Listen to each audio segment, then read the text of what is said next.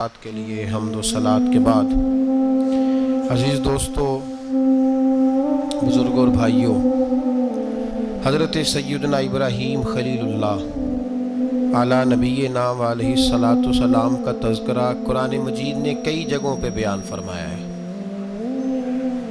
نبی پاک صلی اللہ تعالیٰ علیہ وسلم نے ارشاد فرمایا ہے کہ میں ملت ابراہیم پہ ہوں۔ حضرت ابراہیم علیہ الصلاۃ والسلام کے سیرت کو، سوانح کو، ان کی زندگی کے واقعات کو قرآن مجید نے متعدد مقامات پہ بیان کیے۔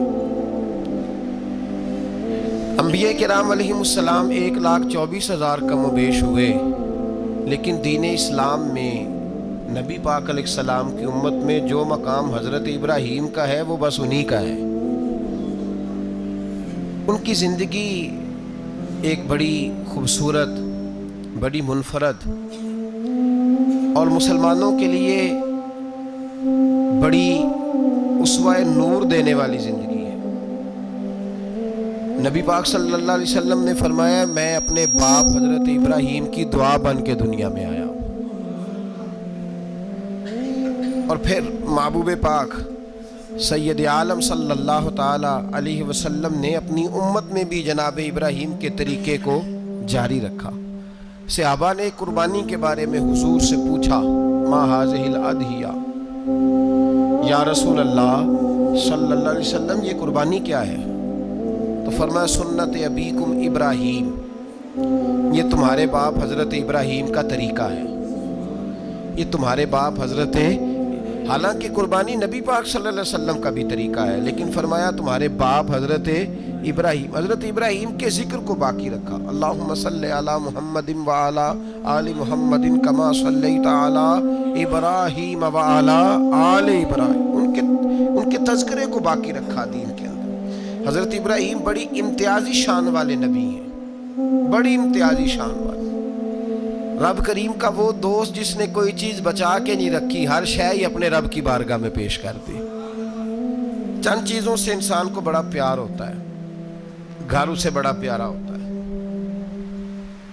وہ بڑا خوبصورت ہوٹل، 5 سٹار ہوٹل میں رہا، وہ اسلام آباد گیا، کسی سفر پہ گیا تو بڑے اعلیٰ قسم کے اس کو کھانے ملے، بڑی چیزیں ملی، لیکن کبھی دائیں کروٹ کبھی بائیں کروٹ۔ تو ساتھ بیڈ پہ دوست تھا تو اس نے کہا، صاحب سو جاؤ، تو اس نے کہا، یار جو مزہ اپنے گھر میں سونے کا ہے وہ کسی اور جگہ تھوڑی ہے۔ گھر بڑا پیارا ہوتا ہے، انسان کو لگاؤ ہوتا ہے، جس بے تکلفی سے، سکون سے، آرام سے انسان اپنے گھر میں وقت بتاتا ہے، کہیں اور مشکل ہو جاتا ہے۔ دوسرا، انسان کو اولاد بڑی پیاری ہوتی ہے، بڑی عجیب شے، نہ ہو تب بھی بڑا دکھ ہے، اور ہونے کے بعد بھی اس کی بڑی آزمائشیں ہیں۔ یہ بڑی ایک میٹھی چیز ہے۔ اولاد ایک بڑا عجیب سا میوہ ہے، پتہ نہیں یہ کس انجیکشن کا نام ہے کہ چھاتی پر چڑھ جائے تو اللہ سکون عطا فرما دیتا ہے، پتہ نہیں کس ٹھنڈی دولت کا نام رب کریم نے اولاد رکھا ہے۔ بڑی پیاری ہوتی ہے اولاد۔ پھر تیسری چیز، انسان کی اپنی جان ہے، اور یہ اتنی قیمتی شے ہے کہ اللہ کریم نے فرمایا کہ اگر تیری گردن پہ کوئی آدمی پستول رکھ کے، تلوار تیرے گلے پہ رکھ کے کہے نا کہ رب کا انکار کر دے ورنہ مار دوں گا، تو فرمایا وقتی طور پہ میری ذات کا انکار کر پر جان بچا جا۔ اگر تو مرنے کے قریب ہو گیا ہے اور حرام شے کھائے بغیر تو بچ نہیں سکتا، مر جائے گا، تو فرمایا چل تو اس طرح کر، حرام کھا کے جان بچا، پر جان بچانا فرض ہے، ضروری ہے۔ وطن بڑا پیارا، اولاد بڑی پیاری، جان بڑی پیاری، پر حضرت ابراہیم سے رب کریم نے فرمایا چل ابراہیم کوئی چیز دے، تو کہا یا اللہ تینوں ہی تیرے نام پہ قربان کرتا ہوں، تیری ہوئی ساری، ہر شے تیری۔ حضرت ابراہیم نے دین کے لیے، آپ شہر بابل کے قریب پیدا ہوئے تھے، وہاں سے مصر آئے، مصر سے فلسطین آئے، اور فلسطین سے آ کر کے کعبہ آباد فرمایا۔ زندگی سفروں میں گزری، سفر ایک تکلیف والی چیز ہے، پر حضرت ابراہیم نے وطن چھوڑ دیا، گھر چھوڑ دیا۔ جان بڑی عزیز ہوتی ہے، اصل میں نا جب انسان جدوجہد کرتا ہے نا دین کے لیے تو اس کے راستے میں بڑی چیزیں آتی ہیں، کبھی اولاد، کبھی گھر، کبھی باہر، کبھی حکومتیں، کبھی سیاستیں، کبھی چودراہٹیں، اس کے راستے میں بڑا کچھ آتا ہے اور اسے ہر چیز کو فیس کرنا پڑتا ہے۔ گھر کے اندر بھی جنگ ہوتی ہے اور گھر کے باہر بھی لڑائی ہوتی ہے۔ یہ آسان ہے ہی نہیں۔ ہم تو خیر ہتھیار چھوڑ کے پھینکنے والے لوگ ہیں، ہم بھولے بھالے لوگ ہیں، ہم کہتے ہیں میں نے تو کہا تھا مہندی نہ کرو پر بیٹے نہیں مانے، بھولے جو ہوئے۔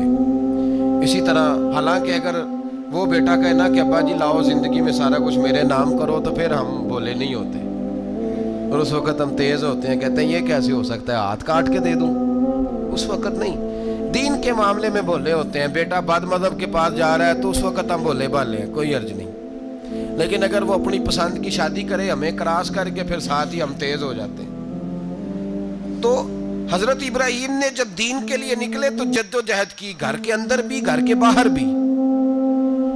آپ کے والد کا نام طارق ہے، وہ توحید پرست تھے، ایماندار تھے، پرہیزگار تھے۔ آپ کے چچا کا نام آزر ہے، وہ بت پرست تھے، بت بیچا کرتے تھے۔ حضرت سیدنا ابراہیم علیہ السلام جب میدان عمل میں نکلے تو حضرت ابراہیم علیہ السلام نے اپنے گھر سے جہاد شروع کیا، لڑنا پڑا۔ گھر کے اصولوں سے چچا نے جو رواج بنائے ہوئے تھے اس رواج سے ٹکرائے۔ فرمایا میں اپنے گھر کے اندر یہ بت پرستی نہیں ہونے دیں گا۔ چچا کو ایک دفعہ نہیں بار بار 100 دفعہ سمجھایا۔ آپ کا چچا بت بنا کے بیچا کرتا تھا۔ حضرت ابراہیم علیہ السلام تھوڑے بڑے ہوئے تو کہنے لگا کہ چلو میرے ساتھ، تم بھی بت بیچنے ہیں، ہمارا کاروبار ہے۔ حضرت ابراہیم ساتھ نکلے تو بت پکڑا ہے، گندے پانی کے اندر اس بت کو ڈبوتے ہیں، کہتے ہیں کسی نے خریدنا ہے تو خرید لو، نہ یہ نفع دے سکتا ہے نہ نقصان دے سکتا ہے، جو اپنا آپ نہیں بچا سکتا تمہیں کیا بچائے گا، خریدنا ہے تو خرید لو۔ چچا کہنے لگا تو کاروبار چمکا رہا ہے کہ تباہ کر رہا ہے؟ گھر میں بڑے معاملات خراب ہوئے، جھگڑے ہوئے، لیکن حضرت ابراہیم علیہ السلام ایک منٹ کے لیے بھی اپنے گھر کے اندر بھی کمپرومائز کرنے کو تیار۔ یہ تھوڑا مشکل میں نے پہلو چھیڑ دیا ہے، یہ تھوڑا مشکل پہلو چھیڑ دیا ہے۔ بڑا سمجھدار آدمی ہے پر بیوی سے پردہ نہیں کرا سکتا، سیانا ہے، پنچایت کا بندہ ہے، جو اس سے آپ کہیں گے وہ بات یہ سنائے گا، لیکن کہتا ہے نہیں جی میں نے کوشش کر لی ہے۔ کس قسم کی کوشش ہے صاحب، یہ کیسے ہو گیا؟ حضرت ابراہیم علیہ السلام نے گھر کے اندر سے فرمایا نہیں کرنے دوں گا، گھر کے اندر بھی ٹکرائے، فرمایا تم جو بھی ہو پاش پاش کیا چچا کے اصولوں کو، اور باہر جب نکلے تو صرف علاقے کے چیئرمین سے نہیں ٹکرائے، ایم پی ایم این اے وزیر مشیر سے نہیں ٹکرائے، سپر پاور نمرود دنیا کا واحد حکمران تھا اس وقت، دوسرا کوئی حکمران ہی نہیں تھا، اکیلے حکمران سے جا کر ٹکرائے، کوئی ساتھ فوج نہیں تھی، کوئی ساتھ ان کے طاقت بظاہر دنیا داری کی کوئی نہیں تھی، پر حضرت ابراہیم جا کے ٹکرائے، اور میرے رسول پاک صلی اللہ علیہ وسلم نے سند بیان کی، فرمایا افضل الجہاد کلمۃ الحق عند سلطان الجابر، فرمایا سب سے افضل جہاد یہ ہے کہ تو ظالم بادشاہ کے سامنے کھڑے ہو کے حق بات بیان کر دے، یہ سب سے بڑا جہاد ہے، یہ سب سے افضل الجہاد کلمۃ الحق عند سلطان الجابر، سب سے بڑا جہاد۔ حضرت ابراہیم کھڑے ہو گئے، سپر پاور سے ٹکرائے۔ یہاں ہم لوگ حکمتوں کا شکار ہیں، دیکھیں گے، کریں گے، سوچیں گے، اور مولوی صاحب کو ویسے کہتے ہیں آپ پرہیز کریں سیاسی باتوں سے۔ بھئی اللہ کے ہر نبی نے جا کے وقت کے ظالم حکمران کو لتاڑا ہے، للکارا ہے، یہ تو مشن انبیاء ہے۔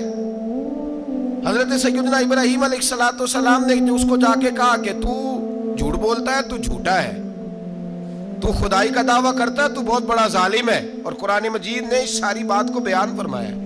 حضرت ابراہیم علیہ السلام سے کہنے لگا میں رب ہوں، تو آپ نے فرمایا میرا رب تو وہ ہے جو زندہ کرتا اور مارتا ہے، تو پھر آپ حق بات بیان کریں گے تو اللہ مارے گا کہ بندہ مارے گا؟ کچھ بھی نہیں ہوتا، کیونکہ زندگی موت کس کے ہاتھ میں ہے؟ اللہ کے ہاتھ میں، زندگی موت اللہ، کچھ بھی نہیں ہوتا۔ انسان صحیح سمت کا تعین کرے اور صحیح چلے۔ حضرت علی شیر خدا سے کسی نے کہا تھا کہ آپ کے بڑی دشمنی ہے، کوئی محافظ رکھ لیں، آپ فرمانے لگے موت خود بہت بڑی محافظ ہے، وقت سے پہلے آتی ہی نہیں، بڑی محافظ ہے. وقت سے پہلے علامہ نورانی رحمۃ اللہ تعالیٰ علیہ کراچی جیسے شہر میں رہا کرتے تھے جہاں گام گام پہ خطرہ تھا. لوگوں نے کہا حضرت اتنے بڑے لیڈر ہو, آپ کی جماعت کی 62 سیٹیں ہوئی قومی اسمبلی میں, ایک ایسا وقت بھی آیا تو کوئی ایک آدمی بندوق والا. آپ فرمانے لگے مجھے ضرورت ہی نہیں, اس لیے کہ جس خدا رسول کے لیے میں نکلا ہوں وہ خود ہی حفاظت کرنے والے ہیں, ضرورت نہیں ان چیزوں.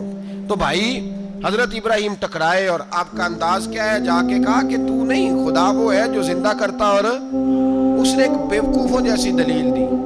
ایک آدمی کو کل پھانسی دینی تھی تو اس کو بلایا, کہنے لگا تجھے کب پھانسی ہے؟ اس نے کہا کل. کہنے لگا جا تجھے آزاد کیا, زندگی دی, اس کو چھٹی دے دی. ایک عام آدمی بیچارہ بیٹھا تھا, اس کو پکڑ کے نا کہنے لگا اس کی گردن اڑا دو. کہنے لگا دیکھ لو میں بھی زندہ کرتا اور مارتا ہوں, وہ جو کل مرنے والا تھا میں نے زندہ کر دیا ہے, اور جس کو پتہ ہی نہیں تھا کہ میں نے مرنا ہے اسے پکڑ کے میں نے مار دیا ہے. یہ بیوقوفوں جیسی دلیل ہے. حضرت سیدنا ابراہیم علیہ السلام چاہتے تو اسی وقت دلیل توڑ دیتے کہ تو کیا بیوقوفوں جیسی بات کر رہا ہے, اگر تو زندگی دیتا ہے تو مرے ہوئے میں جان ڈال کے دے جس کو تو نے مارا ہے. لیکن حضرت ابراہیم نے دیکھا کہ بیوقوف ہے, بیوقوفوں سے بحث نہیں ہوتی, دلیل بدل لی جاتی ہے, ان کی عقل کے مطابق بات کی جاتی ہے. حضرت ابراہیم فرمانے لگے میرا رب وہ ہے جو سورج مشرق سے نکالتا ہے اور مغرب میں غروب کرتا ہے. تو اگر رب ہے تو مغرب سے نکال کے مشرق میں غروب کر. فبہت الذی کفر, کافر لاجواب ہو گیا, اس کے پاس اس چیز کا کوئی جواب نہیں تھا. علامہ اسماعیل حقی نے خوبصورت فقرہ لکھا ہے, خوبصورت, جان ڈال دی ایک جملہ کہہ کے. حضرت سیدنا علامہ اسماعیل حقی رحمۃ اللہ علیہ فرمانے لگے چونکہ نمرود بیوقوفوں جیسی باتیں کر رہا تھا, اگر وہ یہ کہہ دیتا نا کہ میں سورج کو نکالتا ہوں مشرق سے, میں غروب کرتا ہوں معاذ اللہ مغرب میں میں نکالتا ہوں, تو آپ اپنے رب سے کہیے کہ وہ مغرب سے نکال کے مشرق میں غروب کرے. علامہ اسماعیل حقی فرماتے ہیں رب کریم کی آواز قدرت تھی, مالک حضرت ابراہیم علیہ السلام کے اس, اگر وہ کہہ دیتا اور حضرت ابراہیم دعا کر دیتے تو رب کریم نے فرشتوں کو تیار بٹھایا ہوا تھا. فرمایا اگر یہ کہہ دے میرے خلیل سے کہ سورج مغرب سے نکال کے مشرق میں غروب کرنا ہے تو تیار رہنا, جس طرح خلیل کہیں گے ویسے ہی کر دیں گے. واتخذ اللہ ابراہیم خلیلا, ابراہیم ہمارا دوست جو ہوا, جیسے کہے گا ویسے کر دیں گے. حضرت سیدنا ابراہیم علیہ السلام کی باتوں کا جب جواب نہ دے سکا, دلیل نہیں بندہ دیتا, پھر لڑائی کرتا ہے, پھر جھوٹے موٹے اعتراض کرتا ہے.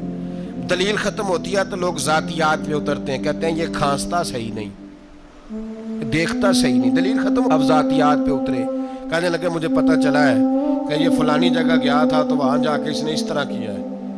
پھر لوگ ذاتیات پہ اترتے ہیں, جب دلیل کا جواب دلیل سے نہیں دے پاتے پھر ذاتیات پر اتر کر حملے کرتے ہیں. حضرت ابراہیم کے دلائل کا جواب نمرود نہ دے سکا تو کہنے لگا کہ اس کو آگ میں ڈال دو. قوم گئی ہوئی تھی ساری, آپ نے بات سنی ہوئی ہے, میں نے صرف اشارہ دینا ہے, میلے پہ. تو حضرت سیدنا ابراہیم علیہ السلام نے سارے بت توڑ دیے, کلاڑا بڑے بت کی گردن پہ رکھا. واپس آئے, کہنے لگے بت کس نے توڑے ہیں؟ تو فرمایا اس سے پوچھ لو جس کی گردن پہ کلاڑا ہے. کہنے لگے یہ تو بول ہی نہیں سکتا. تو فرمانے لگے بڑے بیوقوف ہو, جو بولتا ہی نہیں, سنتا ہی نہیں, اپنا آپ نہیں بچا سکتا, اس کی پوجا کرتے ہو. کہنے لگے پکڑو, دلیلیں ختم ہو گئی, اس کو آگ میں ڈالو. بہت بڑی حویلی 45 فٹ مربع پہ مشتمل ایک حویلی بنائی گئی اور 45 فٹ اونچی. مختلف روایات, علامہ اسماعیل حقی کہتے ہیں کہ 3 مہینے تک نمرود نے کہا کہ اس کے اندر لکڑیاں ڈالو. لوگ پوچھنے لگے کتنی دنیا جلانی ہے؟ کہنے لگا بندہ تو ایک جلانا ہے, پر بندہ بڑا تگڑا ہے, ایک بندہ. 3 مہینے لکڑیاں ڈالی گئیں. اور لوگوں کی جو تہمات ہوتی ہیں نا وہ بڑی عجیب ہوتی ہیں. تہمات میں نے بڑی تفصیل سے رمضان المبارک میں گفتگو کی تھی. بدشگونی, تہمات لوگ لیتے ہیں. اس وقت بھی لوگ تہمات کا شکار ہو گئے. عقیدہ بگڑ جاتا ہے تو وہ عجیب و غریب باتیں کرنے لگتا ہے.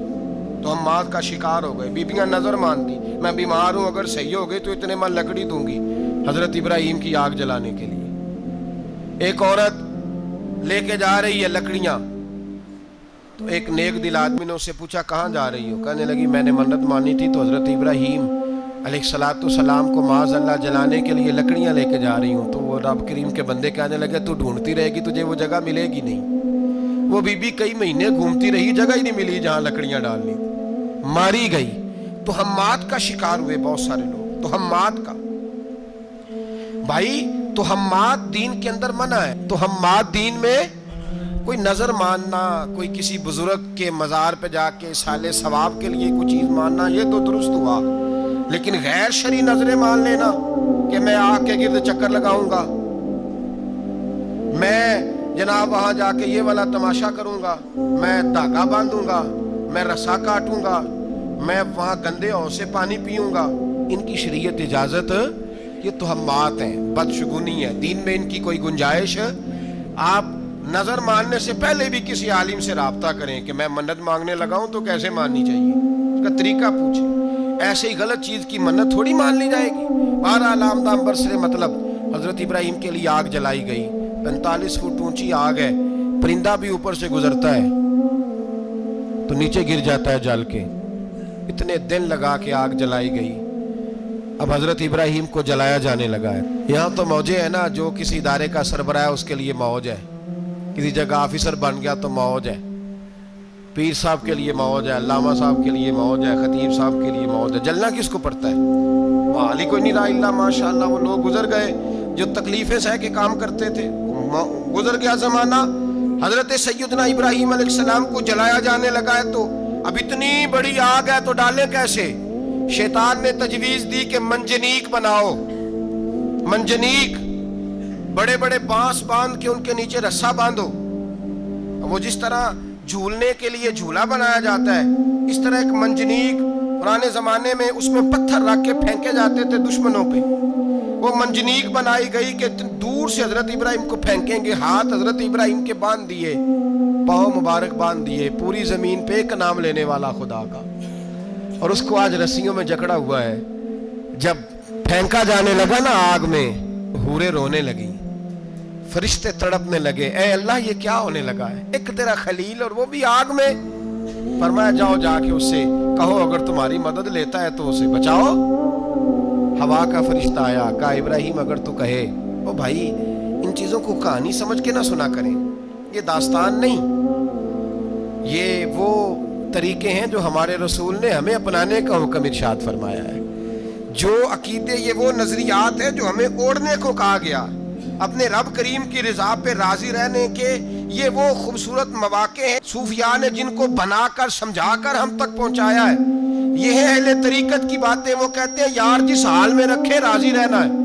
حضرت ابراہیم علیہ السلام کو پھینکا جا رہا ہے، فرشتہ آیا، اے اللہ کے خلیل اگر حکم دو تو اتنی ہوا چلاؤں کہ نمرودی جل جائیں سارے، آگ ان پہ پھینک دی جائے۔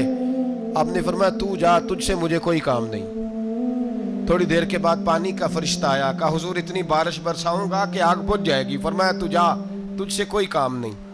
اب جب منجنیق میں رکھ دیے گئے، آگ میں جانے کا لمحہ ہے، تیاری ہے، حضرت جبریل امین حاضر خدمت ہوئے، کہا ابراہیم کوئی حاجت؟ فرمایا تجھ سے کوئی نہیں۔ کہا چلو مجھ سے نہیں تو رب کریم سے ہی بات کر لو، مجھے پتا ہے میں چھوٹا ہوں، آپ مجھ سے مدد کیوں لوگے، رب کریم سے ہی بات کر لیں۔ تو حضرت ابراہیم کہنے لگے جبریل یہ بتا، رب کو نہیں پتا اس کا خلیل کس حال میں ہے، اسے نہیں پتا میں کس حال میں ہوں، میرے ہاتھ بندھے ہیں، پیر بندھے ہیں آگ میں، اسے نہیں پتا، بتایا تو اسے جاتا ہے جسے خبر نہ ہو۔ تو اگر اسے پتا ہے تو اگر وہ جلانے پہ راضی ہے تو میں بھی جلنے کو تیار ہوں، میں تیار ہوں، میں تیار ہوں، اسے کہو ٹھیک ہے۔ حضرت سیدنا ابراہیم علیہ السلام کو منجنیق میں ڈال کے جو پھینکا آگ میں، یا نار کونی بردم و سلامن علی ابراہیم، اللہ نے فرمایا اے آگ میرے ابراہیم پہ ٹھنڈی بھی ہو جا اور سلامتی والی بھی ہو جا۔ حضرت ابراہیم کو دو فرشتوں نے بٹھا دیا زمین پہ، پھول کھلے ہیں، کونپلیں مہک رہی ہیں، کلیاں خوشبو دے رہی ہیں، حضرت ابراہیم نے سر سجدے میں رکھ دیا، سبحان اللہ والحمدللہ ولا الہ الا اللہ واللہ اکبر۔ حضرت ابراہیم اللہ کی تسبیح پڑھنے لگے، رب کریم کا شکر بجا لانے لگے۔ نکلے وہاں سے، کچھ دن گزر گئے، نکلے، حکم ہو گیا ابراہیم علاقہ چھوڑ دو، حضرت ابراہیم علیہ السلام وہاں سے نکل کے مصر آئے، چچا کے پاس ٹھہرے، انہوں نے اپنی بیٹی جناب سارہ کا نکاح کر دیا۔ کچھ آگے بڑھے تو ایک ظالم بادشاہ سے ٹکرائے، اس نے ایک شہزادی، ایک بادشاہ کی بیٹی قید کی ہوئی تھی، جناب ہاجرہ نام تھا، ان کو قید سے چھڑا کے ساتھ لائے، حضرت لوط علیہ السلام بھی ساتھ، یہ 4 لوگوں کا قافلہ چلا، فلسطین میں جا کے پڑاؤ ڈالا، گھر بار چھوڑا، تبلیغ شروع ہوئی۔ حضرت ابراہیم کے گھر میں 2 خواتین ہیں، ایک آپ کی بیوی ہیں، ایک حضرت ہاجرہ ہے، اولاد کوئی نہیں، بڑا میوہ میٹھا، گھر وہی آباد ہوتا ہے جس میں بچے روتے ہیں، گھر ہوتا ہی وہ ہے جس میں بچوں کی چنچناہٹ ہوتی ہے، بھن بھناہٹ ہوتی ہے۔ حضرت ابراہیم نے ایک بچہ روتے ہوئے دیکھا تو آنکھوں میں آنسو آئے، کہنے لگے ربی حب لی من الصالحین، یا اللہ مجھے بھی نیک اولاد عطا کر دے۔ حضرت سارہ نے سن لیا، کہنے لگی ابراہیم شاید میرے بطن سے تو آپ کو نصیب نہیں، ہاجرہ سے نکاح کر لو۔ جناب ہاجرہ سے نکاح ہوا، اللہ تو بڑا بے نیاز ہے، رب کریم نے حضرت اسماعیل جیسا خوبصورت بیٹا عطا فرمایا۔ بیٹا کالا سیاہ بھی ہو تو سینے کی ٹھنڈک ہوتا ہے، پر یہ تو وہ بیٹا ہے جس کی پیشانی میں نور محمدی چمکتا ہے صلی اللہ علیہ وسلم۔ حضرت سیدنا اسماعیل علیہ اتنے خوبصورت، اب جس بیوی کے ہاں بیٹا تھا، بیٹھنا اٹھنا بھی زیادہ اس کے پاس، آنا جانا بھی اس کے پاس، توجہ ادھر ہو گئی، جناب سارہ رشک کرنے لگی۔ ایک دن کہنے لگی اسے چھوڑ آ جنگل میں، وادی غیر ذی زرع، مکے کے پاس، بھائی ایک بیٹا عالم دین بنا لو۔ کہنے لگا روٹی کہاں سے کھائے گا، تیرے 5 بیٹے ہیں، کو حافظ قرآن بنا، کہتے روٹی کہاں سے کھائے گا، وہ بچہ بھی کہتا ہے میں کہاں سے کھاؤں گا۔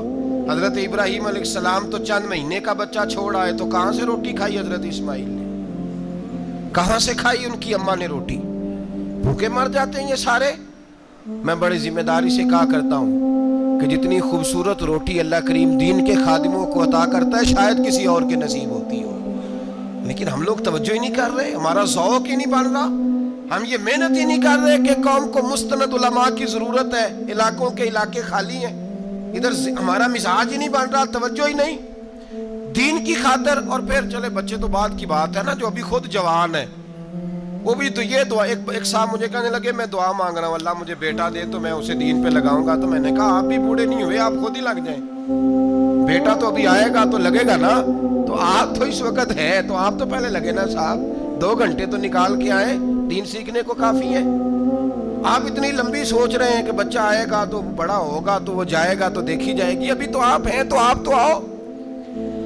حضرت ابراہیم نے بچہ وہاں چھوڑا، یہاں سے جو عمرہ کرنے لوگ جاتے ہیں نا، جو حج کرنے جاتے ہیں، ان کو پتہ ہے کہ وہاں دنیا کی ہر نعمت ملتی ہے، پھر بھی ڈبل ٹرپل پیسے لوگ جیبوں میں ڈال کے جاتے ہیں۔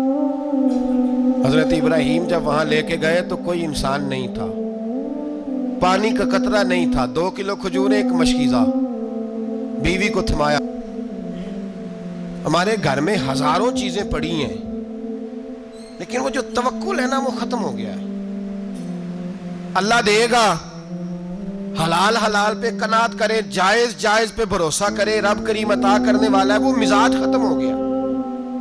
حضرت سیدنا ابراہیم علیہ السلام 2 کلو کھجوریں، ایک مشکیزہ پانی کا دے کر کے، اور وہاں بٹھایا آپ نے اپنے بچے کو اور اپنی زوجہ جناب ہاجرہ کو، اور بٹھا کر کے یہ واپس پلٹنے لگے تو حضرت ہاجرہ سلام اللہ علیہ نے آواز دی، کہا ابراہیم کس کے سہارے پہ چھوڑ کے جا رہے ہیں؟ جہاں آب زمزم کا کنواں ہے نا، جو لوگ گئے ہیں جنہوں نے صفا مروہ کی صحیح کی ہے، صفا مروہ سے باہر نکلے نا، سرکار کی ولادت کا مقام ہے، اس جگہ پہ آب زمزم کا کنواں تھا، وہاں حضرت سیدنا ہاجرہ کو بٹھایا، کوئی چیز نہیں، کوئی درخت نہیں، کوئی کھیت نہیں، کوئی پانی نہیں، کوئی کنواں نہیں، وہاں بٹھایا اور بٹھا کر کے نکلنے لگے تو جناب ہاجرہ فرمانے لگی ابراہیم کس کے سہارے پہ چھوڑ کے جا رہے ہو؟ کہنے لگی اللہ کے سہارے پہ۔ تو پاک باز بی بی نے ایک لفظ پوچھا، کہا ابراہیم یہ میرے رب کا حکم ہے، یہ میرے بس جن کا عقیدہ توحید مضبوط ہو ان کے لیے ایک جملہ کافی ہوتا ہے، یہ میرے اللہ کا حکم ہے؟ تو جناب ابراہیم علیہ السلام فرمانے لگے ہاجرہ ہاں رب کا حکم ہے۔ جب یہ لفظ کہے تو چاہیے تھا نا حضرت ابراہیم تسلی دیتے، تو بی بی صاحبہ تسلی دینے لگی، عرض کرنے لگی ابراہیم اگر اللہ کا حکم ہے تو پھر آپ ہماری فکر نہ کرنا، اگر یہ رب کا حکم ہے تو پھر ہماری فکر نہ کرنا، جس رب نے ہمیں یہاں تک پہنچایا ہے وہ ہمیں کبھی بھی ضائع نہیں فرمائے گا. پھر فکر نہ کرنا. حضرت ابراہیم آ گئے, بات آپ نے سنی ہوئی ہے, اشارہ کرنا مقصود ہے. 13 سال میں چلے مان بھی لیا جائے بعض روایات کی روشنی میں کہ آتے جاتے بھی رہے, لیکن مکمل دیکھ بھال اپنے بچے کی پرورش میں پورا حضرت ابراہیم علیہ السلام کا کردار, سارا کردار ماں کا تھا. میں جب خواتین کے بارے میں کوئی بات کرتا ہوں تو میں آپ کو اکثر کہتا ہوں کہ یہ صرف بیوی کے لیے حکم نہیں ہوتا, یہ ٹریننگ بیٹی کو دینی اور بہن کو دینی ہے. یہ تربیت کرے اپنے گھر میں. میں تجربے کی روشنی میں یہ بات عرض کیا کرتا ہوں کہ بھائی بچے باپ کے فرما بردار اس وقت ہوتے ہیں جب اماں انہیں باپ کا فرما بردار کرتی ہے, اور بچے باپ کے نافرمان بھی تب ہوتے ہیں جب اماں انہیں باپ کا. میں نے اپنے کانوں سے سنا ایک دفعہ ایک بچہ اپنے باپ سے کہہ رہا ہے آپ نے تو ساری زندگی باہر گزار دی, پیسے کمانا کون سا مشکل کام ہے, دکھ سکھ تو سارے اماں نے برداشت کیے, سکولوں میں وہ جاتی تھی, فلانا کام وہ کرتی تھی, فلانا کام. اب یہ سوچ اس کی ذاتی تو نہیں, یہ اس کو دی گئی ہے. اور اگر اس کو یہ سوچ دے دی جائے کہ اماں کہے کہ میں تو اپنوں میں رہی ساری زندگی, میں نے تو اپنوں میں وقت گزارا, اور تیرا باپ تو کئی دفعہ جنازے بھی نہیں پڑھ سکا, اس نے تو ماں باپ ایسے دفن کر دیے, وہ اگر یہ سوچ فراہم کرے تو پھر بچہ باپ کا فرما بردار ہوتا ہے. اور یہ والی روایتیں ہم بیوی کو سناتے ہیں, حالانکہ کس کو سنانی چاہیے؟ بولیے, بہن اور بیٹی کو. بہن اور بیٹی کو سنائیں یہ باتیں, ان کو سمجھائیں, تاکہ آگے جا کے وہ جو گھر ترتیب دے وہ گھر بڑا عمدہ اور نکھرا ہوا ہو. حضرت سیدنا ابراہیم 13 سال کے بعد آئے, چونکہ گھر میں اللہ تبارک و تعالیٰ کی دوستی کا چرچا تھا, اللہ تبارک و تعالیٰ کی محبوبیت کا غلبہ تھا. 13 سال کے بعد فلما بالغ معہ سعیا, بیٹا جب اتنا بڑا ہوا کہ سال چلنے لگا, تو حضرت ابراہیم نے اپنے بیٹے کو بلا کے کہا بیٹا مجھے خواب آئی ہے, میں تجھے ذبح کر رہا ہوں, تیری کیا رضا ہے؟ تو حضرت اسماعیل کہنے لگے یا ابت افعل ما تؤمر, ابا جی اللہ جیسے حکم دیتا ہے میرے ساتھ ویسے ہی کریں, جیسے اللہ حکم دیتا ہے ویسے ہی, بولیے, ویسے ہی کریں. حضرت حاجرہ کو کہا کہ ایک دوست نے دعوت کی ہے تو وہاں جا رہے ہیں, بی بی مطمئن ہے, تفصیلات کی ضرورت نہیں, ختم بات, اعتبار ہے, مطمئن ہو گئی. شیطان پیچھے سے آیا اماں کے پاس, ذرا تھوڑی دیر کے لیے تصور جمائیے, یہاں تو پڑوسن آ کے کوئی بات بتا دیتی ہے خاوند کے بارے میں تو کئی مہینے جھگڑا جاری رہتا ہے, پڑوسن محلے دار. شیطان نے آ کے بتایا لفظ کیا ہے, کہا حاجرہ تمہیں پتا ہے کہاں جا رہے ہیں؟ کہا دوست کی دعوت میں. تو کہنے لگے دوست کون ہے؟ رب کریم. اور ابراہیم کا خیال ہے کہ اس رب نے مجھے حکم دیا ہے کہ میں ذبح کروں. تو حضرت حاجرہ کہنے لگی کبھی باپ بھی بیٹا ذبح کرتے ہیں؟ تو شیطان کہنے لگا ان کا خیال ہے کہ ان کے رب نے حکم دیا ہے. جناب حاجرہ فرمانے لگی اگر رب نے حکم دیا تو پھر تو مجھے شیطان لگتا ہے, تو مجھے شیطان لگتا ہے. کہا کیا مطلب؟ فرمانے لگی اگر رب کریم کا حکم ہے تو میرے پاس ایک اسماعیل ہے, اگر 1000 بھی ہوتے میں سارے اللہ کے راستے میں پیش کر دیتا, دے دیتی. مالک کا ہی تو ہے سارا کچھ, اسی کا ہے, اس میں لیت اللہ کی کیا گنجائش. حضرت سیدنا ابراہیم علیہ السلام نے بیٹے کے حلق پہ چھری رکھ بھی دی اور چھری چلا بھی دی, رکھ بھی دی, اور وہ تو اللہ کریم نے فرمایا یا ابراہیم قد صدقت الرؤیا, ابراہیم تو نے خواب سچا کر دکھایا, وہ قیامت تک تیرا نام رہے گا. حضرت ابراہیم نے وطن بھی دیا, جان بھی دی, بیٹا بھی, اللہ کریم نے دمبے دیے, فرمایا یہ فدیہ ہے. اب یہ قربانی قیامت تک حضرت ابراہیم کے طریقے کے مطابق جاری ہے.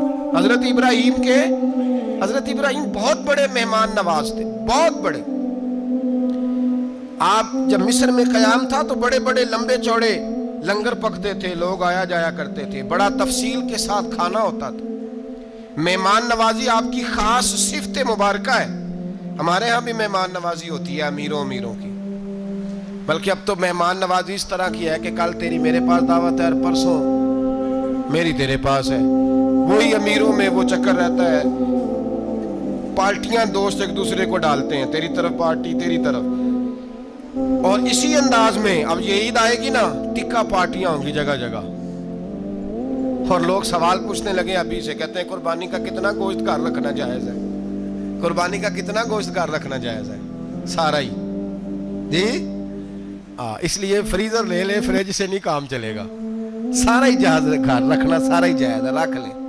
اور خدا کے بندے، قربانی وہ بندہ دیتا ہے جو سارا سال ہی گوشت کھاتا ہے، صحیح کہہ رہا ہوں؟ قربانی صاحب نصاب، صاحب استطاعت بندہ دیتا ہے نا، تو وہ سارا سال ہی گوشت، تو سارا گھر میں رکھنا بھی جائز ہے، لیکن سارا دے دینا بھی، تو جو آ رہی ہے اس پہ کیوں توجہ کرتے ہو؟ جو دوسرا جائز ہے اس پہ کیوں نہیں عمل کرتے؟ سارا تقسیم کر دیں، بات ختم ہوئی۔ یقین کریں، محرم میں جا کے دوست ٹیلی فون کر کے سوال پوچھتے ہیں، کہتے ہیں صاحب سنا ہے قربانی کا گوشت محرم میں کھانا جائز نہیں۔ میں کہ نہیں، ربیع الاول بھی جائز جی، رجب رمضان تک کھاؤ، کوئی بندہ نہیں منع کرتا، اس لیے کہ کسی کو دینا تو پسند ہی نہیں۔ یہاں پھر اس میں سے جو خاص خاص چیزیں ہیں وہ اپنی فریج میں، اور باقی جو ہے وہ دوسروں کے لیے۔ یہ کیا طریقہ ہے ہمارا؟ اور اسی پہ عمل ہے۔ اللہ تبارک و تعالی ہمیں سمجھنے کی توفیق عطا فرمائے۔ حضرت ابراہیم بہت بڑے مہمان نواز تھے، صرف قربانی نہیں دیتے تھے، سارا سال بہت سارا لنگر، بہت سارا کھانا پینا، بہت ساری چیزیں جاری رہتی تھی۔ اور جتنے غریب لوگ تھے فلسطین کے، ان کو پتا تھا کہ حضرت ابراہیم علیہ السلام کا لنگر جاری ہے فلسطین میں جب آپ کا قیام تھا۔ ایک دفعہ ڈھیروں مہمان آ گئے اور کھانے کو کوئی چیز نہیں۔ حضرت سارہ اور جناب ہاجرہ دونوں اس وقت موجود تھیں۔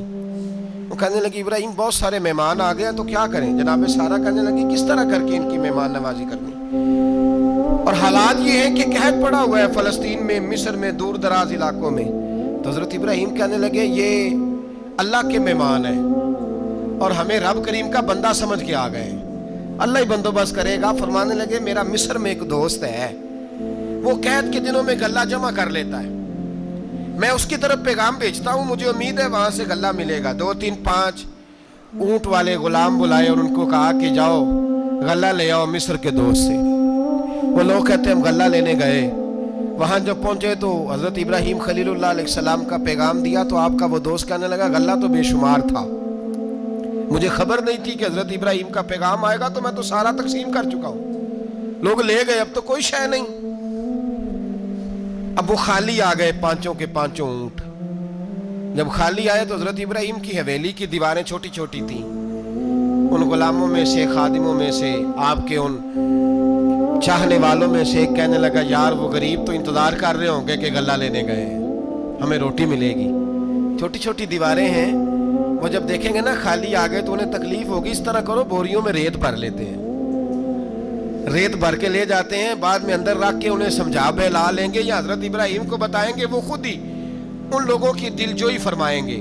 اب غلہ کی جگہ ریت بھر کے اونٹوں پہ رکھ کے لائی گئی، لا کے بوریاں جب رکھ دی گئیں، حضرت ابراہیم علیہ السلام دوپہر کے وقت آرام فرما رہے تھے، بی بی سارہ اٹھی، کہتی ہیں جب میں نے دیکھا نا کہ بوریاں پہنچ گئی ہیں تو گئی، غلام کو ساتھ لیا اور اس کو جب کھولا نا تو کہتی اتنی حسین گندم میں نے پہلے کبھی دیکھی نہیں تھی، اتنا پیارا دانا میں نے کبھی ملاحظہ ہی نہیں کیا تھا۔ فرماتی ہیں جب اس کو پیس کر چکی میں روٹیاں پکائیں تو خوشبو دور دور تک پھیل گئی، اعلیٰ غذا بنی، بڑے بڑے کھانے بیویوں نے مل کے پکائے، چن دیے گئے، حضرت ابراہیم اٹھے تو لوگ کھانا کھا رہے ہیں، سجدہ شکر ادا کیا، اور جب سجدے میں گئے تو وحی آنے لگی، پھر رونے لگے۔ جب پلٹ کر باہر تشریف لائے تو جناب سارہ کہنے لگی ابراہیم تمہارا مصری یار بڑا اچھا ہے، اس نے اتنی اعلیٰ گندم بھیجی ہے کہ اتنی تو میں نے پیاری گندم کبھی دیکھی نہیں۔ جناب ابراہیم مسکرائے، فرمانے لگی سارہ یہ مصری یار نے نہیں بھیجی، یہ میرے عرشی یار نے بھیجی ہے، یہ میرے عرشی یار نے بھیجی ہے۔ بھائی مہمان نوازی مزاج تھا، ہاتھ لٹا دینا مزاج تھا، دوسروں کی اشکشوئی مزاج تھا۔ حضرت ابراہیم علیہ السلام کا طریقہ ہے قربانی، حضور نے ان کا طریقہ بیان کیا۔ اگر سال کے بعد قربانی دینا ان کا طریقہ ہے تو سارا سال غریبوں کو روٹی دینا بھی حضرت ابراہیم کا طریقہ ہے، سارا سال غریب کی نوکری کرنا یہ بھی حضرت ابراہیم کا طریقہ ہے، بھوکے کو کھانا کھلانا یہ بھی۔ میرے مصطفیٰ کریم سید عالم صلی اللہ علیہ وسلم سے صحابہ نے پوچھا حضور بہترین مسلمان کون ہے؟ بہترین مسلمان؟ تو حضور نے فرمایا جو سلام لینے میں پہل کرے اور غریب کو روٹی کھلانے میں سب سے اچھا ہو، وہ بہترین مسلمان ہے، زبردست مسلمان۔ ہمارے ہاں دعوتیں ہوتی ہیں تو امیروں کی، افطاریاں ہیں تو امیروں کی، اور میرے مصطفیٰ کریم علیہ السلام نے فرمایا بدترین دعوت ہے جس میں امیر بلائے جائے غریب نہ بلائے جائے، وہ بدترین دعوت حضرت ابراہیم کا طریقہ رہا، ساری زندگی مہمان نوازی۔ اور دوسرا ان کا مزاج تھا، اللہ سے پیار ہو گیا تھا نا، جب رب کریم سے محبت ہوتی ہے نا اور محبت کا احساس ہوتا ہے دل میں، پھر سجدے لمبے ہوتے ہیں۔ عام آدمی تو نماز بھی نہیں پڑھ سکتا، جس سے خدا سے محبت ہوتی ہے وہ تہجد بھی نہیں چھوڑ سکتا۔ وہ یہ محبت کی بات ہے نا، جس کو پیار ہوتا ہے اس کی تہجد بھی ہے، اس کی اشراق بھی ہے، چاشت بھی ہے، اس کے عمرے بھی ہیں، اس کے حج بھی ہیں، اس کے بار بار کعبۃ اللہ کے دیدار بھی ہیں۔ یہ محبت الہی ہے، جوش مارتی۔ ان لوگ سجدہ کرتے ہیں تو اٹھتے ہی نہیں، اللہ کے بندوں سے پیار کرتے ہیں اللہ کی۔ حضرت ابراہیم کو رب کریم سے اتنی محبت تھی، اتنا پیار تھا کہ وہ آپ کی زندگی کے ہر پہلو سے چھلکتا تھا۔ ایک وقت ایسا آیا کہ اللہ تعالیٰ نے حضرت ابراہیم کو بہت زیادہ مال عطا فرمایا، اتنے اونٹ گنے نہیں جاتے، گائیں اتنی زیادہ کہ شمار نہیں ہوتی، بکرے بکریاں اتنی زیادہ کہ شمار، بہت زیادہ مال اللہ نے عطا فرمایا۔ اور ابھی کچھ عرصہ پہلے آپ پیچھے جائیں نا تو جو لفظ مال تھا وہ روپے پہ تو بولا ہی نہیں جاتا تھا، وہ جانوروں پہ بولا جاتا تھا۔ بہت زیادہ مال اللہ نے دیا، بکریاں، گائیں، اونٹ، بیل، بڑا کچھ۔ تو رب کریم نے فرشتوں سے فرمایا کہ وَاتَّخَذَ اللَّهُ إِبْرَاهِيمَ خَلِيلًا، ابراہیم میرا دوست ہے۔ تو فرشتے کہنے لگے یا اللہ جسے اتنا کچھ دیا جائے اس نے دوست تو بننا ہی ہوتا ہے، تو نوازا ہی پڑا ہے، اتنا مال، اتنے کھیت کھلیان، اتنا کچھ۔ اللہ کریم نے فرمایا جاؤ آزمائش کر لو، امتحان لے لو۔ فرشتہ امتحان لینے پہنچ گیا۔ حضرت ابراہیم کے جانور چر رہے ہیں چراگاہ میں، حضرت ابراہیم بھی ہیں، غلام بھی ہیں، بہت بڑا ریوڑ ہے، آپ تشریف فرمائیں۔ ایک فرشتہ آیا تو کھیت میں چھپ کے بیٹھ گیا اور بلند آواز سے کہنے لگا سبحان اللہ والحمد للہ ولا الہ الا اللہ واللہ۔ یہ تسبیح بڑی پسند ہے، محبوب نے ان کی فضیلت بیان کی۔ اب وہ حضرت سیدنا ابراہیم علیہ السلام کھڑے تھے تو وہ کھیت میں بیٹھ کے تسبیح پڑھنے لگا سبحان اللہ والحمد للہ ولا الہ الا اللہ۔ حضرت ابراہیم کہنے لگے یہ میرے رب کا نام کون لے رہا ہے، بڑی اس کی میٹھی آواز ہے، بڑی، کون ہے؟ ڈھونڈنے لگے، گھومتے گھومتے اس کے پاس چلے گئے، فرشتہ انسانی شکل میں، تو میرے رب کا ذکر کر رہا تھا؟ اس نے کہا میں ہی کر رہا تھا۔ فرمانے لگے یار ایک دفعہ پھر نہیں کرتا؟ تو کہنے لگا ابراہیم پہلے تو میں اپنی مرضی سے کر رہا تھا، تو کہتا ہے تو پیسے لگیں گے، پیسے ہیں تو کر دیتا ہوں۔ حضرت ابراہیم کہنے لگے بول تو کیا لے گا، میرے اللہ کا ذکر سنانے کا کیا لے گا؟ کہنے لگا جتنی بکریاں آپ چرا رہے ہیں ساری دے دے تو میں اللہ کا ذکر سنا دیتا ہوں۔ اور آپ نے فرمایا بس جا تیری ساری ہوئی، میرے رب کا ذکر سنا۔ اور پھر شروع ہو گیا سبحان اللہ الحمدللہ ولا الہ الا اللہ واللہ اکبر۔ حضرت ابراہیم علیہ السلام کیف میں یار پھر ذرا سنا، نا علمہ وچ پھسا سانو تو یار دی گل سنا سانو، ذرا دوبارہ سنا۔ پھر سنایا، ایک دفعہ پھر کہا، فرشتہ کہنے لگا بس جی آپ کے پیسے پورے ہو گئے۔ حضرت ابراہیم کہنے لگے چل ایک دفعہ اور سنا۔ کہنے لگا پیسے لگیں گے، تو کیا لے گا؟ کہنے لگا گائیں بھینسیں ساری میری۔ فرمایا بس یار اتنی قیمت، تو سنا صحیح، سارا کچھ ہی تیرا۔ پھر شروع ہو گیا سبحان اللہ والحمدللہ ولا الہ الا اللہ واللہ اکبر۔ گائیں دے دیں، بھینسیں دے دیں، وہ ذکر سناتا ہے۔ حضرت ابراہیم کبھی مچلتے ہیں، کبھی روتے ہیں، کبھی آہیں بھرتے ہیں، تو میرے رب کا نام لے رہا ہے، ذرا پھر سے لے۔ کیف جاری ہے۔ کہنے لگا بس بھائی۔ حضرت ابراہیم فرمانے لگے تو اور لے لے جو لینا ہے، مجھے ذکر سنا۔ اس نے کہا ابراہیم بکریاں میں لے چکا، گائے بھینسیں میں لے چکا، اونٹ رہ گئے، سارے لے لوں گا پھر ذکر سناؤں گا۔ فرمایا کیا تیرا ہوا تو ذکر سناتا رہے، میں دیتا ہوں۔ دے دیا، کچھ دیر ذکر کیا تو اب خاموش ہو گیا۔ حضرت ابراہیم خلیل اللہ علیہ السلام فرمانے لگے ذکر سنا۔ کہنے لگا ابراہیم اب تیرے پاس دینے کو کیا ہے، ہر چیز تو میں لے چکا۔ آپ فرمانے لگے یہ گائے بھینسیں بکریاں چرانے کے لیے تجھے کوئی نوکر ملازم بھی تو چاہیے نا، تو اس طرح کر مجھے رکھ لے، میں روٹی نہیں مانگوں گا، کھانا نہیں مانگوں گا، تو اللہ کا ذکر سناتا رہنا، میں تیرے جانوروں کی نوکری کرتا رہوں گا۔ حضرت ابراہیم علیہ السلام نے جب یہ کہا نا، فرشتے کی آنکھوں میں آنسو آ گئے۔ تر دامنی پہ شیخ ہماری نہ جائیے، ہم دامن نچوڑ دیں تو فرشتے وضو کریں۔ فرشتہ رو پڑا اور کہنے لگا ابراہیم مجھے سینے سے لگاؤ، آپ واقعی اس قابل ہے کہ اللہ آپ کو اپنا دوست بنائے، واقعی اس قابل ہے کہ رب آپ کو اپنا حضرت ابراہیم علیہ السلام کا خدا سے محبت کرنے کا نرالا انداز. اور میرے بھائی یہی محبت انہیں میرے مصطفیٰ سے بھی تھی. ایک نبی گھر بنا رہا ہے, دوسرا بنوا رہا ہے. حضرت اسماعیل علیہ السلام پتھر اٹھا اٹھا کے لا رہے ہیں, جناب ابراہیم بنا رہے ہیں. جب خانہ کعبہ بن گیا تو کہنے لگے ربنا وابعث فیہم رسولا, اے اللہ اب اسے بسانے کے لیے اپنا آخری رسول بھی عطا فرما. نبی پاک فرماتے ہیں میں دعا ہوں حضرت ابراہیم کی. یہ قربانی حضرت ابراہیم کا طریقہ ہے. حضور نے اگرچہ نبی پاک کی اپنی سنت تھی, یہ بھی کہہ سکتے تھے سنتی و سنت ابیکم ابراہیم, میری سنت ہے اور تمہارے باپ ابراہیم کی سنت ہے. یہ نہیں فرمایا. جب صحابہ نے کہا قربانی کیا ہے, فرمایا سنت ابیکم ابراہیم, یہ تمہارے باپ ابراہیم کی سنت ہے. ہر صاحب نصاب پر قربانی واجب ہے. جو زکوٰۃ کا نصاب رکھتا ہو اس پر قربانی واجب ہے. یعنی ضروریات سے زیادہ اتنے پیسے, جتنے پیسوں سے زکوٰۃ فرض ہوتی ہے, اتنے پیسے جس آدمی کے پاس قربانی سے پہلے آ جائیں اس آدمی پر قربانی کرنا واجب ہے. بکرا, چترا, دمبا 1 سال کا یا دمبا 6 مہینے کا ہو پر اتنا بڑا محسوس ہوتا ہو کہ لگے کہ 1 سال کا ہے, اس کی قربانی ہو سکتی ہے. جانور میں کوئی عیب نہیں ہونا چاہیے. اتنا کمزور نہ ہو کہ ذبح جہاں اسے کرنا ہے وہاں وہ چل کے جا نہ سکے, اتنا کمزور جانور نہ ہو. اس کے اندر بظاہر کوئی اتنا بڑا نقص نہ پایا جاتا ہو, کانا نہ ہو, لنگڑا نہ ہو, کوئی اس کی ہاتھ نہ کٹے ہوئے ہوں, ایسا نقص جو واضح ہو. بکرا 1 سال کا, گائیں اور بھینس یہ 2 سال کی, اونٹ 5 سال کا. اب اس میں یہ ہے کہ ہمارے بہت سارے دوست, چونکہ ہم دیہاتی لوگ ہیں تو پوچھتے ہیں کہ دوندا نہیں ہے تو چوگا نہیں ہے, تو یہ ہماری پنجابی کی اصطلاحات ہیں. پنجابی کی شریعت اسلامیہ نے سال بتائے ہیں.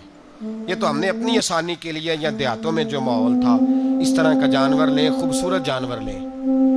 جو نصاب ہے وہ بھی میں نے آپ کو بتایا. لیکن ایک اور پہلو بھی ہے, نبی پاک صلی اللہ علیہ وسلم پہ زکوٰۃ کبھی فرض نہیں ہوئی. کبھی حضور پہ زکوٰۃ فرض نہیں ہوئی. نبی پاک صلی اللہ علیہ وسلم کے پاس اتنا سرمایہ کبھی اکٹھا ہوا ہی نہیں کہ زکوٰۃ فرض ہو. لیکن نبی پاک کے صحابہ فرماتے ہیں کہ مدینے کے 10 سالوں میں اللہ کے رسول نے ہر سال قربانی فرمائی ہے, ہر سال قربانی دی. اور جس سال حضور حج کرنے گئے اس سال اللہ کے نبی نے 63 اونٹ ذبح فرمائے. اور حضور صلی اللہ علیہ وسلم جب اونٹ ذبح کرنے لگتے نا تو صحابہ کہتے ہیں اونٹ خود دوڑ کے حضور کے سامنے آ کے لیٹ جاتا, اور نبی پاک اسے ذبح کرتے اور فرماتے ہیں ایک دوسرے کو دھکے دیتے اونٹ کے, پہلے میں نے جانا ہے ذبح ہونے کے لیے, پہلے میں نے. انہیں پتا تھا کہ جو مصطفیٰ کے ہاتھوں ذبح ہوگا وہ تو دائمی زندگی پا جائے گا, یہاں بھی وہاں بھی زندہ. 63 اونٹ ذبح کیے. ایک اونٹ میں کتنی قربانیاں ہوتی ہیں؟ 7. اب 63 کو 7 سے ضرب دو گے تو کتنی بنے گی؟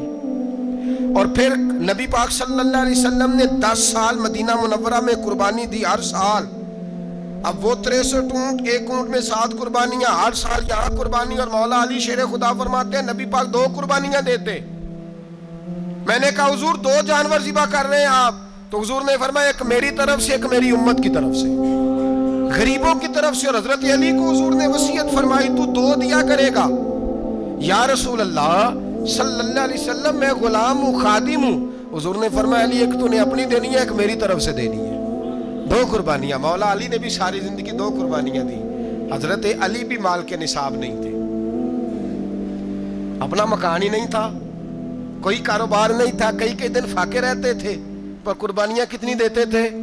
2. ہمارے پاس ویسے اگر سسرال میں, میکے میں, کزنوں میں کچھ شادی ہو جائے تو 50-60 ہزار کا خرچہ برابر ہے, وہ پکا ہے. اور قربانی کی باری غریب ہو گئے, ساری غریب ہو گئے. کہتے نہیں یہاں مشکل ہے. او خدا کے بندے, اللہ کے ساتھ تجارت کر, اس کے رستے میں 1 دے گا, رب تجھے 70 گنا اضافہ کے ساتھ عطا فرمائے گا. قربانی مال کے نصاب پہ ہے. کوشش کیا کریں کہ اللہ کے رستے میں جب دینا ہو پھر لیت اللہ سے بچیں, خوبصورت جانور لائیں.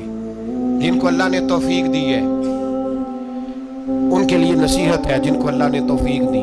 میں نے اپنے حضرت صاحب کو دیکھا ہے, وہ کہتے تھے کئی جانور اللہ نے بڑا نوازا ہے. کہتے ایک میرا ہے, ایک میرے ماں کا, ایک میرے باپ کا ہے, ایک میرے فلاں استاد صاحب کا, ایک میرے پیر صاحب کا ہے. یہ جانور غوث اعظم جیلانی کا نام کا دے رہا ہوں. اور پھر ایک بڑا خوبصورت جانور بندہ ہوتا, اور حضرت خود ان کو چارہ ڈال رہے ہوتے تو حضور یہ کیا ہے؟ فرمانے لگے یہ میں رسول اللہ کے نام پہ قربان کروں گا، یہ نبی پاک کے نام پر قربان کیا جائے گا۔ جن کو اللہ نے حیثیت دی ہے وہ کوشش کریں اپنے محبوب کی طرف سے بھی قربانی کریں، نبی پاک کے نام کی قربانی دے، خوبصورت سا جانور پیارا، پھر اس کی خدمت ہو، پھر اس کی قربانی دی جائے اور نبی پاک کے نام پر قربانی دی جائے۔ حضور نے خود وصیت فرمائی حضرت ابو بکر صدیق کو، قربانی بڑا حسین عمل ہے، اور میرے نبی پاک صلی اللہ علیہ وسلم نے ناراضگی بھی فرمائی، ذرا خوگر حمد سے تھوڑا سا گلا بھی سن لے۔ میرے حبیب نے فرمایا جو طاقت کے باوجود قربانی نہ کرے وہ ہماری عیدگاہ میں عید کی نماز پڑھنے نہ آئے، وہ نہ آئے۔ اور یا رسول اللہ جو کرے گا، فرمایا قربانی کے جانور کا خون کا قطرہ بعد میں زمین پہ گرے گا، اللہ اس کے سارے گناہ پہلے معاف فرما دے گا، اللہ اس کے سارے گناہوں کو بخشے گا۔ قربانی کریں، خوبصورت انداز میں کریں، اللہ کی رضا کے لیے۔ بزرگوں نے لکھا ہے 3 حصے کرو گوشت کے، ایک گھر میں رکھو، ایک رشتہ داروں میں بانٹو، پڑوسیوں میں بانٹو، اور تیسرا فقط غریبوں کو دو۔ لیکن میں اکثر یہ سوچتا ہوں کہ ہمارے ہاں قربانی کرتا ہی وہ ہے جن کے گھر میں ہر جمعرات کو چھوٹا گوشت پکتا ہے، اور جن کے گھر میں ہفتے میں 3 دفعہ مرغی کا گوشت پکتا ہے، وہی تو قربانی دینے کے قابل ہوتے ہیں۔ تو وہ بھی اگر قربانی کے بکرے میں سے بھی تیسرا رکھنا چاہیں تو اجازت تو ہے، میں نے کہا سارا رکھنے کی بھی اجازت ہے، لیکن اگر آپ مہربانی کریں، کوشش کریں کہ یار ہم تو سارا سال ہی کھاتے ہیں، اور ہمارے یہاں جو گوشت تقسیم ہوتا ہے نا وہ بھی باری لگی ہوئی ہے، ادھر سے پلیٹ آئی تھی گوشت کی تو ادھر سے بھر کے چلی گئی، بھئی اس نے کی ہے، اس کو بار بار گوشت دینے کا کیا مطلب ہے؟ آپ یہ دیکھیں عزیزوں میں، رشتہ داروں میں، اور میں اگر تھوڑا سا آپ کی توجہ کرانے میں کامیاب ہو جاؤں تو سفید پوش لوگوں کو دیکھیں، کچھ سفید پوش ہیں، سفید پوش جن کے اوپر قرضے ہیں، بیماریوں نے جکڑ لیا ہے، گھر میں بڑے بڑے سخت مریض آ گئے ہیں، سفید پوش پہلے دیا کرتے تھے۔ آپ ان سے پوچھتے ہیں صاحب قربانی، تو بات کو ٹالتے ہیں، وہ کہتے ہیں سوچ رہا ہوں کوئی حصہ ڈال جائے، پردہ پوشی کرتے ہیں، کہتے ہیں کہیں حصہ رکھا ہوا پردہ پوش۔ اکثر وہ لوگ قربانی نہیں دے پاتے، اکثر دیا کرتے تھے اب نہیں دے پا رہے، کیوں؟ اس لیے کہ مشکلات ایسی آ گئیں۔ ان لوگوں کا خیال کریں، ان کے گھروں تک گوشت پہنچا کے آئیں، ان پر توجہ کریں۔ وہ سفید پوش آدمی کبھی ذکر نہیں کرے گا، کچھ تو ایسے ہیں جو خود پہنچ جاتے ہیں کہ ہمیں گوشت دیا جائے، لیکن کچھ سفید پوش ہیں لا یسألون الناس الحافا، اللہ فرماتے ہیں کچھ لوگ لپٹ لپٹ کے سوال نہیں کرتے، سفید پوشی کا بھرم رکھتے ہیں، کا مزاج نہیں۔ ان کی طرف دیکھیں، اپنے رشتہ داروں کو دیکھیں، خاص کر ان رشتہ داروں کو دیکھیں جن کا آپ کو پتہ ہے کہ غریب ہیں، مجبور ہیں، ان کے گھروں میں گوشت بھیجیں۔ غریب بیٹیوں، غریب بہنوں کا خیال کریں، اس طرف متوجہ ہوں، ان کے ساتھ اس نے سلوک کریں، اس طرف آپ لوگ خیال کریں۔ اللہ ہمیں سمجھنے